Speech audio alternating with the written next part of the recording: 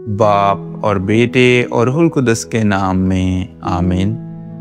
उसका रूह जिसने यीशु मसीह को मुर्दों में से जिंदा किया तुम में बसा हुआ है। हमारे लिए आज की तिलावत मुकद्दस पौलुस रसूल का रोमियो के नाम खत, उसका 8वां बाब और उसकी पहली आयत से लेकर 11वीं आयत तक।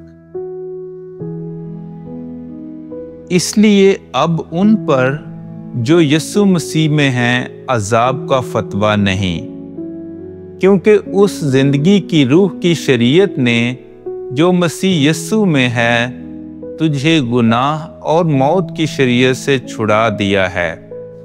बस जो शरीयत से ना हो सका इसलिए कि वो बशरियत के सबब से कमज़ोर थी, वो खुदा से हुआ है कि उसने अपने ही बेटे को गुनहगार बशर की सूरत में गुनाह की कुर्बानी के तौर पर भेजकर गुनाह पर बशरियत में अजाब का फतवा लगाया है, ताकि शरीयत की सदाकत हम में पूरी हो, जो बशरियत के तौर पर नहीं बल्कि रूह के तौर पर चलते हैं।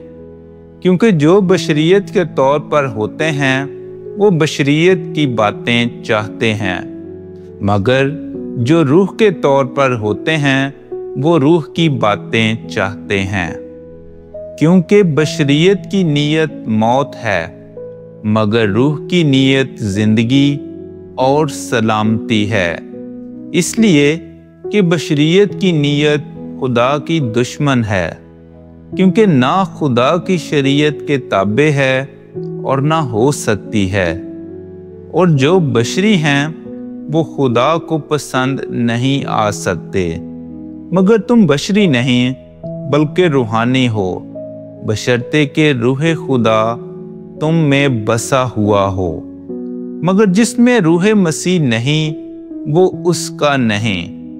और अगर मसीह तुम में है तो बदन तो गुनाह की निस्बत मुर्दा है, मगर रूह सदाकत की निस्बत जिंदा है। फिर अगर यीशु को मुर्दों में से जिंदा करने वाले का रूह तुम में बसा हुआ है, तो मसीह यीशु को मुर्दों में से जिंदा करने वाला तुम्हारे फानी बदनों को भी उस रूह के जरिए से जिंदा करेगा जो तुम में बसा हुआ है।